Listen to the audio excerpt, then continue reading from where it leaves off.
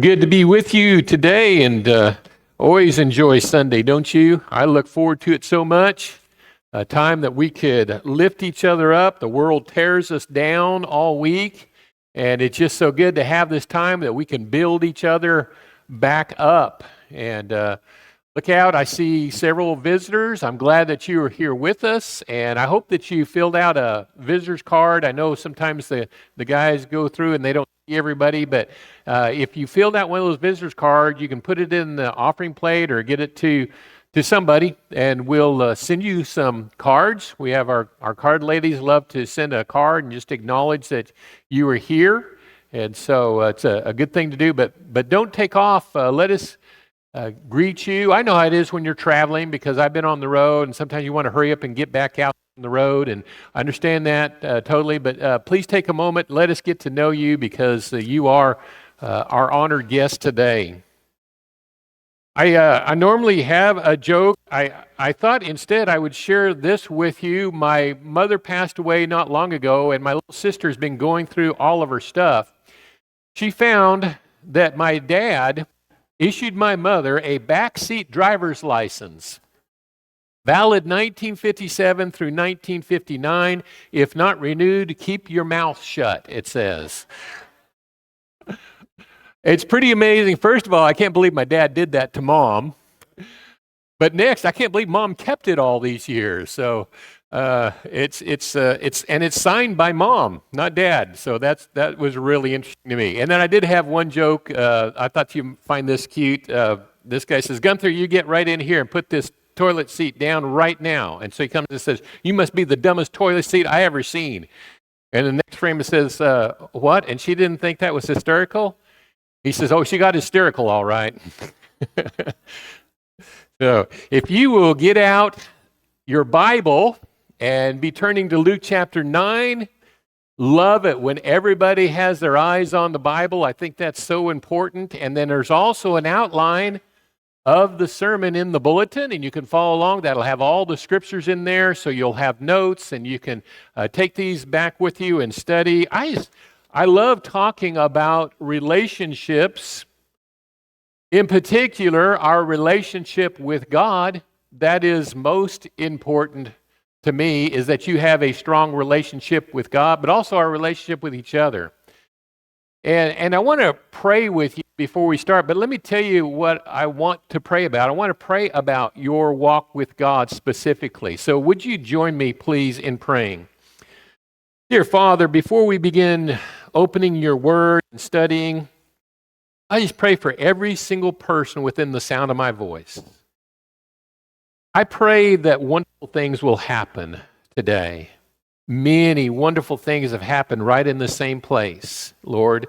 Over the years, we have been so blessed. You have touched our lives, and lives have been changed at this very spot, at this very time. And so, God, I pray that each heart will be soft.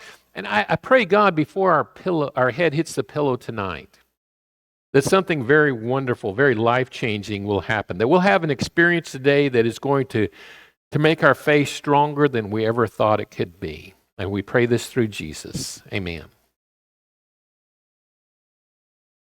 No strings attached. I was contacted by an elder from the church, actually, where I became a Christian. And sadly, they sold the church building where I grew up, spiritually speaking. And they wanted to take the money and give it to several good works. They're sending some to Bear Valley, some to BibleTalk.tv, etc. And when I saw, this elder, I talked to him, and he said he wanted to give the money to Bear Valley, and he said, what's the best way to do this? Should we earmark it for this or this? And I remembered long ago I had this conversation with Denny Petrillo, who was the president. He just recently retired. Just talked to him on the phone this week. But I remember him telling me, he says, most of the checks that they get to Bear Valley are earmarked. It needs to go to this, towards that. He says it's really hard. Sometimes we have a greater need over here, but we can't put it there because this is earmarked that way. And I told this elder, I said, the best thing you could do is just give it no strings attached.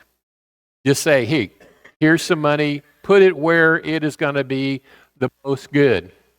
And as I got to thinking about that, and I thought about how sometimes we have strings attached, even when we put our money in the offering. We're like, okay, as long as it goes towards a good cause, rather than giving it to God, which is what we're supposed to be doing, we're thinking about what might happen. And even in our relationship with God, we tend to have this relationship where a string is attached. We're ready to pull back whenever we feel uncomfortable. And so on your outline, point number 1, I want you to think, do you know somebody who is hard to get close to?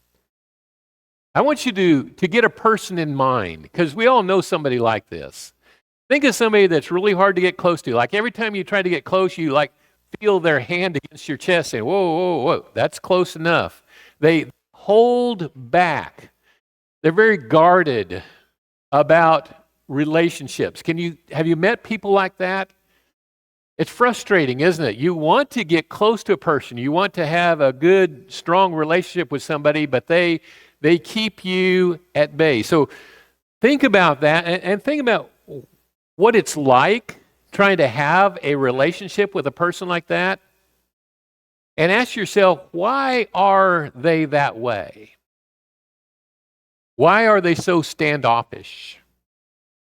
Why do they keep strings attached in the relationship? Let me give you some thoughts about that. Number 2, I want to acknowledge that while forming relationships with others, we tend to build spoken, sometimes unspoken, usually unspoken stipulations, which limit the depth of the relationship. I know that goes on. And it may not all be bad. Why does that happen? Number 3, bad relational experiences tend to make us more guarded and standoffish. So if you ask this person, why are you that way? And if they're honest, they'd probably say, well, I had this experience and I kind of got close to this person and this happened. Or I had a friend or a family member that this is what happened. So I don't get close anymore. You're probably going to get a story like that. And that's not all necessarily bad. Number 4, some of these stipulations are wise, and they actually protect us from harm. And I'm thinking about if you have a family member who is abusive or is an addict, if you have somebody in your family who is an addict, that is a very tough situation. And I won't take a show of hands because almost every hand would go up if I ask you, do you have somebody in your family or somebody that you're close to who is addicted to something? And I'm talking about not just substance abuse. Usually we think about alcohol and drugs, but there's gambling, there is porn, there is maybe you have a family member who's a kleptomaniac. They just steal things, and so you've learned to be very guarded, especially with your pocketbook, around a person like that. And so there's reasons why these things are in place. But on the other hand, number 5, some stipulations, hesitancies are unwarranted, and they actually hinder us from having better relationships. And so think about if you are the person who is standoffish, if you're the one who is afraid to let people get close, why are you that way? And is it necessary that you be that way with everybody? Sometimes we overreact. When we've been hurt in a bad relationship, we tend to say, okay, I'm not letting anybody in. Everybody just stay back. Just keep your distance. And as a result, we never get the joy of having those good, close relationships. Now that's people. That's one another. And that's all I'm going to say about that, because I really want to focus on God. And I want to think about your relationship with God and how close it is. Because obviously, our relationship with God is not hindered by God. God has made it clear in the Scriptures that He wants to have a relationship with you. Draw near to God, and He will also draw near to you. Cleanse your hearts. Purify your hearts, you double-minded. When we want to be close to God, we can be, because God is willing. But it's us. We're the ones that hold back. And so in your outline, from number 6 on, we're going to talk about God here. Number 6, when it comes to our relationship with God, you might have strings attached. You're ready to pull back whenever things don't seem right to you. Is that the way you are with God? If it is, I want to show you that the Bible urges us over and over again not to be that way with God. Don't draw lines in the sand. Don't say, well, God, I'm going to serve you up until this. I mean, if you ask this of me, I won't do that. Don't draw the lines with God. Think about having a relationship with God, no holds barred, no strings attached. I'm going to go for it. Whatever you say, God, that's what we're going to do. I'm going to show you several examples in the Bible of that. And one of them is in that passage we looked at earlier. We'll get to that here in a moment. Number 7, those who hold back this way never find the peace that comes from knowing God intimately. If you're holding back, you're never going to have that deep relationship with God that you desire. So number 8, God wants to be close to you, but you have to cut the strings. I really think that's what Jesus is getting at here in Luke chapter 9. So you picture the scene, there's a lot of disciples around, and Jesus is instructing them. He's trying to help them to understand what it's like to be a follower of his. And they're going along, and Luke, Luke he can't tell everything that Jesus did. John says, if I tried to tell everything Jesus did, the books wouldn't hold, the world wouldn't hold all the books, all the volumes that would be filled.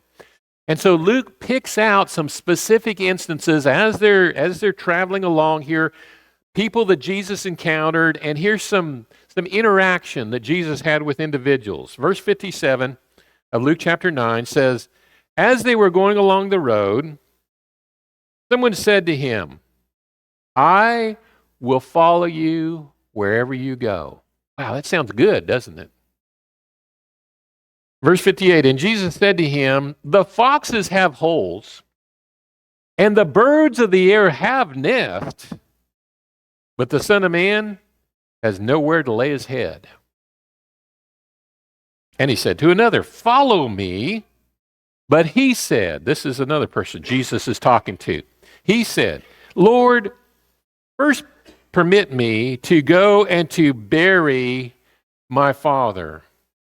But he said to him, allow the dead to bury their own dead. But as for you, go and proclaim everywhere the kingdom of God.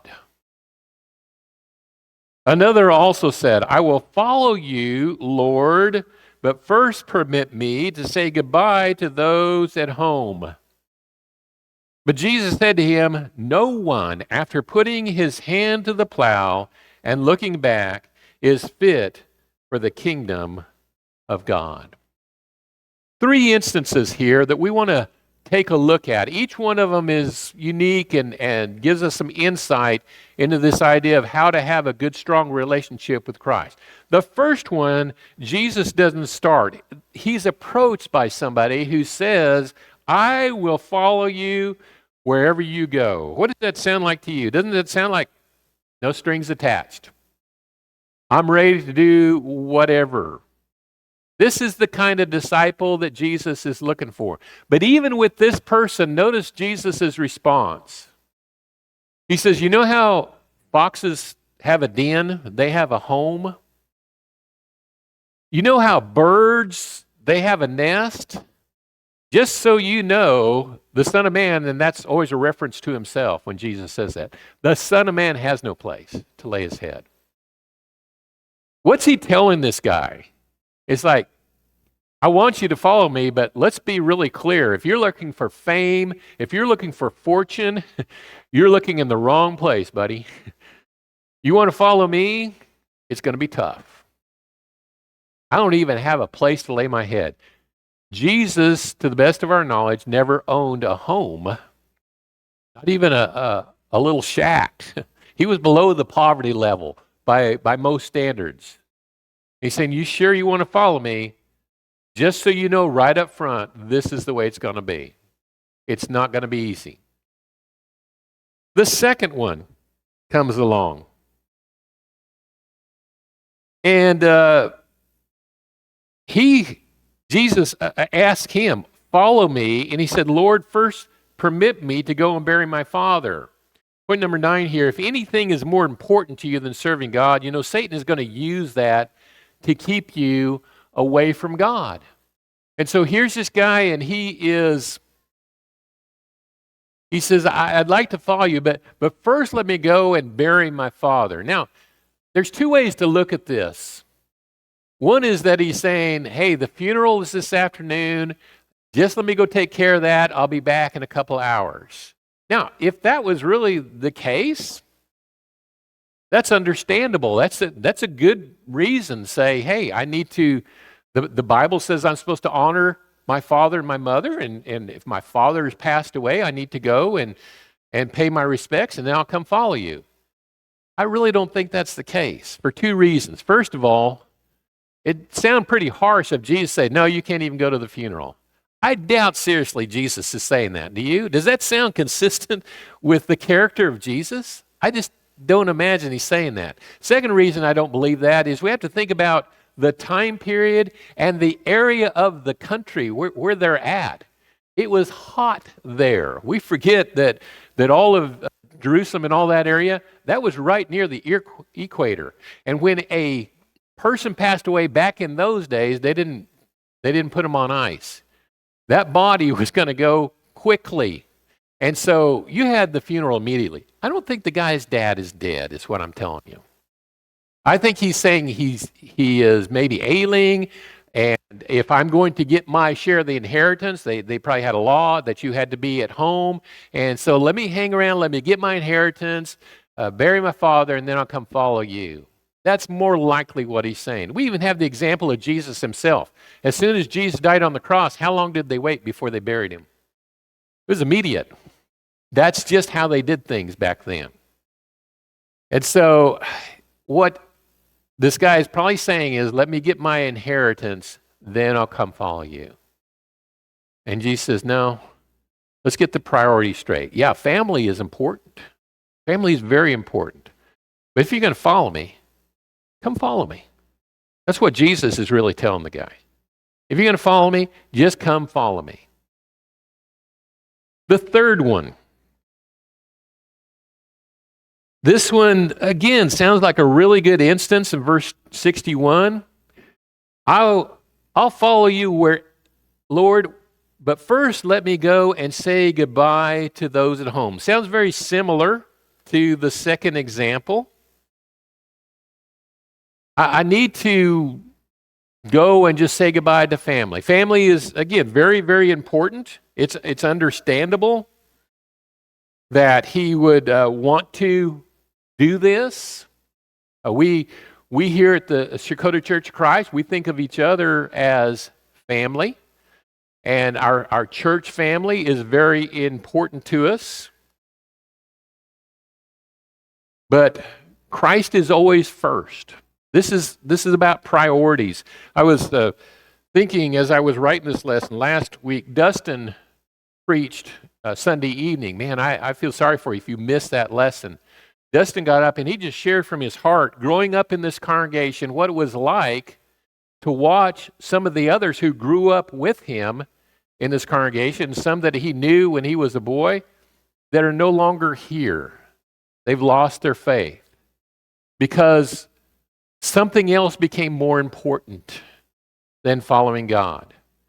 And he's going to be preaching again tonight. I hope you're going to be back at 6 for that. He's put together a series which takes a lot of work when you have a full-time job and you're preparing sermons. I've done that before. That is a lot of work, and I appreciate him. But he has decided, I'm not just going to see a problem. I'm going to do something about it. And so he's pleading with us, if you are one of those who's thinking about leaving the Lord, he's trying to teach us how to have stronger faith. He's going to talk about deconstructing doubt tonight. Make sure that you are here for that lesson. But what happens is we We start our relationship with God, but we have the strings attached. We're ready to pull back. Jesus puts it this way in verse 62. No one, after putting his hand to the plow and looking back, is fit for the kingdom of God. Number 10, put your hand to the plow and never, ever look back. Isn't that what Jesus is saying? Why would he say that? He says it because it doesn't work any other way.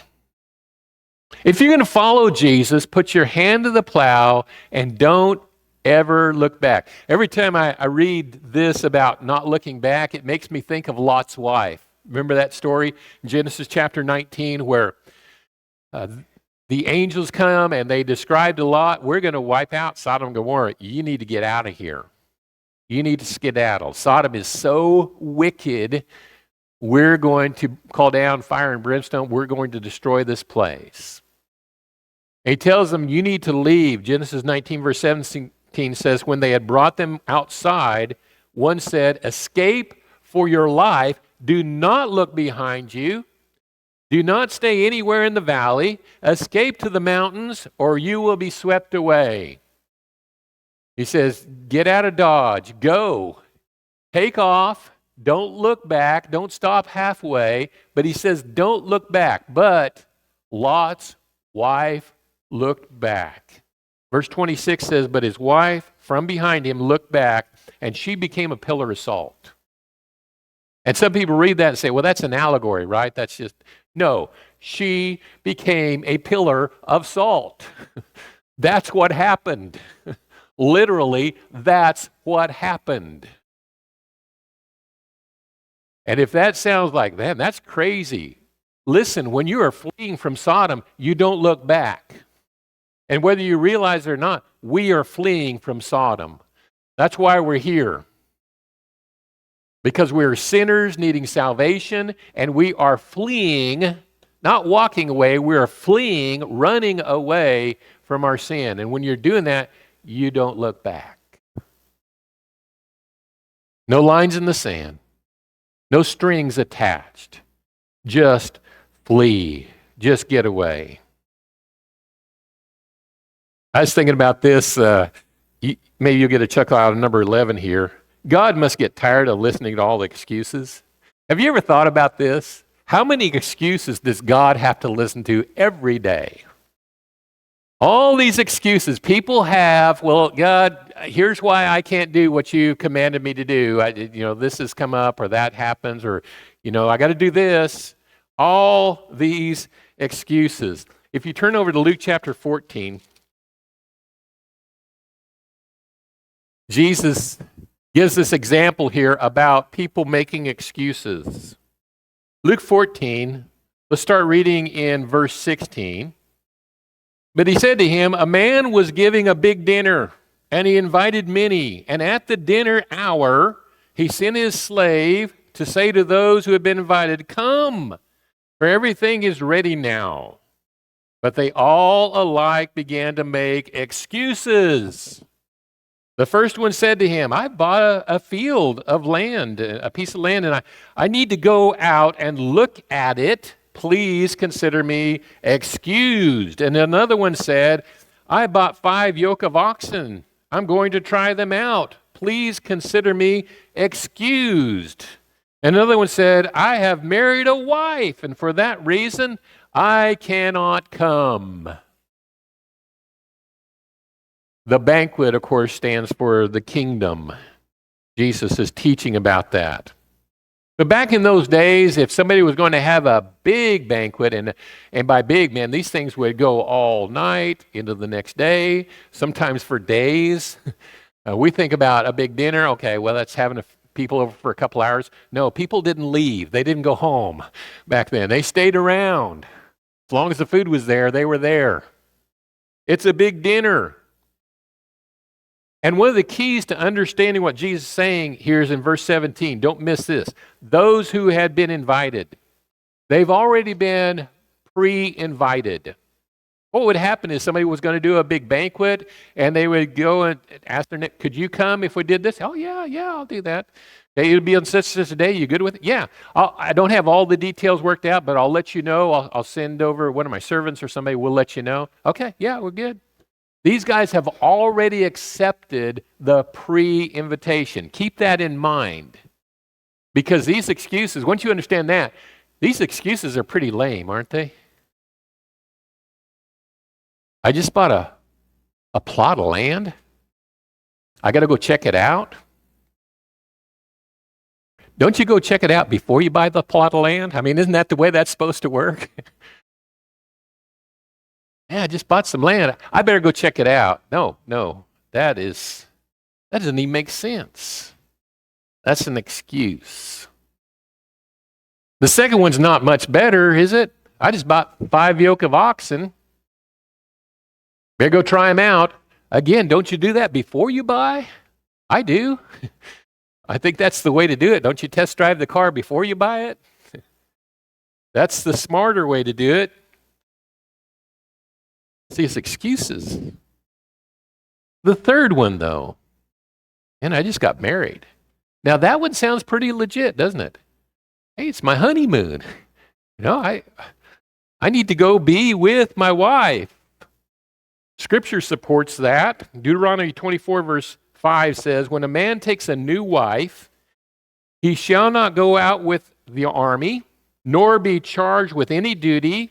He shall be free at home 1 year, and shall give happiness to his wife whom he has taken. Under the Old Testament, the honeymoon was a year long. You didn't go, you couldn't be drafted as a soldier. You were not supposed to work. You were supposed to stay home, men, and bring happiness to your wife. Happy wife, happy life, right? Yeah.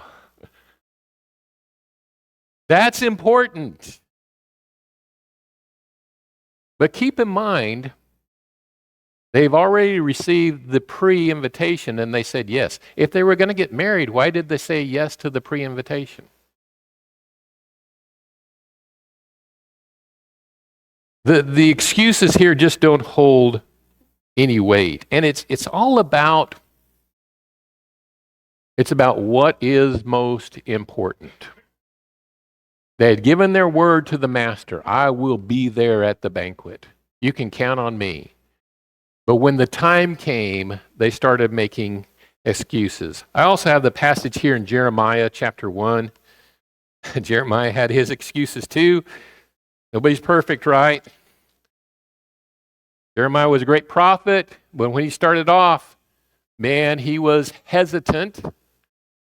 He had excuses. Jeremiah chapter 1 and verse 4 says, now the word of the Lord came to me saying, before I formed you in the womb, I knew you, and before you were born, I consecrated you. I have appointed you a prophet to the nations. And then I said, alas, Lord God, behold, I do not know how to speak because I am a youth. There you go.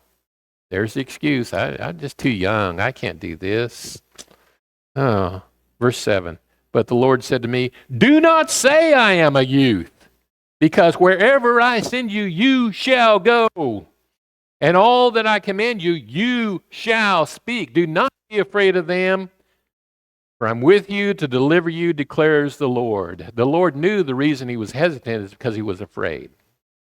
He was afraid of the people. He'd seen or heard about what had happened to other prophets. Yeah, I'm not so sure I want to do that.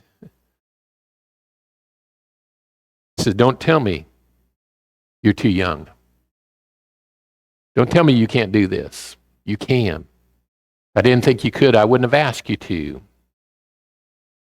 You can do this. Where I send you, you will go. What I tell you to say, you will say it.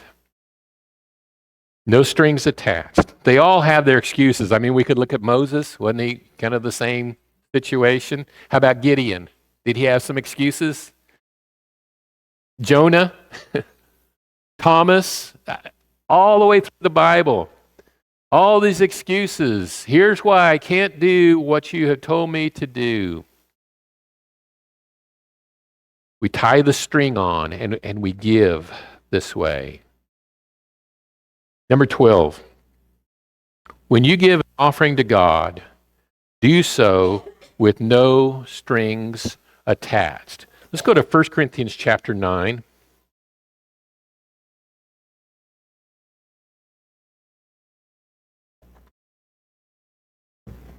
I love the church. One part I can't stand about church is church politics. When members say, well, if this doesn't go my way, the way I think it ought to go, well, we're withdrawing our contribution, or we won't attend, or whatever. I mean, that's just politics, trying to put pressure on our elders. Hey, you got to do it my way or else. By the way, our elders don't tolerate that. They see past that. And I'm proud of them for seeing that. The politicking. People do that. Man, if you're going to give an offering, give it to God. Just give it to him. In 1 Corinthians chapter 9, starting in verse 9, Paul is talking specifically here about a specific part of the offering, and that is in the support of those who do ministry. Verse 9, he says, "For it is written in the law of Moses, you shall not muzzle the ox while he is threshing." God's not concerned about oxen, is he? Or is he speaking altogether for our sake? Yes, for our sake it was written, because the plowman ought to plow in hope, and the thresher to thresh in hope of sharing in the crops. If we sowed spiritual things in you, is it too much if we reap material things from you? If others share the right over you, do we not more? Nevertheless, we did not use this right, but we endure all things so that we will cause no hindrance to the gospel of Christ. As I said, he's talking here initially about, even in the Old Testament, when God said don't muzzle the ox, was he just thinking about oxen? It says, is God concerned about oxen? Well, he is concerned about the oxen, but he didn't give that command just for them. Under the Old Testament, the Levites took care of the temple. The priests, they had their priestly duties, but the entire tribe of Levi was responsible for the tent when they were traveling and just taking care of things. And they didn't even have any land to farm. They received some support from the rest of the Israelite nation.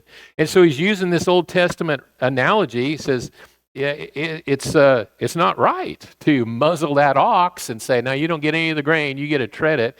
It's like a plowman, the guy who's helping with the crops, planting the crops, and the threshers who are gathering the crops. They should do so also sharing of the harvest. And Paul is making this big point about how there's nothing wrong with somebody who preaches the gospel or proclaims the word of God to receive a living from that. But then in verse 12 he says, nevertheless, we didn't use this right. So while he was in Corinth, Paul is saying, I didn't use that right. Paul, I don't know how he supported himself. He was possibly a little more financially independent when he was a Pharisee. We know he made good money, but he may have lost all that. He was single. I want to point that out. Okay, that might have helped. He made some tents, but he says, for whatever the reason, maybe some others have supported him. But here's what I really want you to get out of verse 12. We endure all things so that we will cause no hindrance to the gospel of Christ. The New International Version says, on the contrary, we put up with anything rather than hinder the gospel of Christ. No line in the sand. Whatever we need to do, Paul says, I'm willing to do that. I just don't want to hinder the gospel of Christ. Number 13. True believers don't care whether things go their way or not. They just want to please God. And the last example I want to use is in Daniel chapter 4. The example of three men, Shadrach, Meshach, Abednego. Daniel chapter 4. Excuse me, 3. Daniel 3. Somebody corrected me. Daniel chapter 3.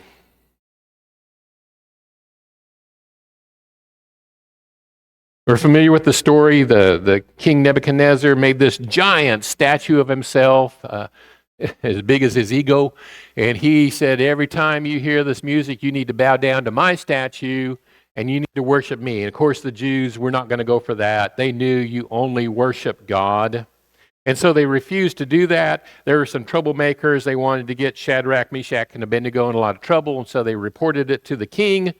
Here was the reaction. You can read the whole story on your own, but let's read in verse 15. It says, this is King Nebuchadnezzar talking to Shadrach, Meshach, and Abednego. Now, if you are ready, at the moment you hear the sound of the horn, flute, lyre, trigon, psaltery, and bagpipe, and all kinds of music, to fall down and worship the image that I have made, very well. But if you do not worship, you will immediately be cast into the midst of the furnace of blazing fire, and what God is there who can deliver you out of my hands? That was King Nebuchadnezzar. Verse 16, Shadrach, Meshach, and Abednego replied to the king, "Oh, Nebuchadnezzar." Don't you love that? "Oh, Nebuchadnezzar, we do not need to give you an answer concerning this matter.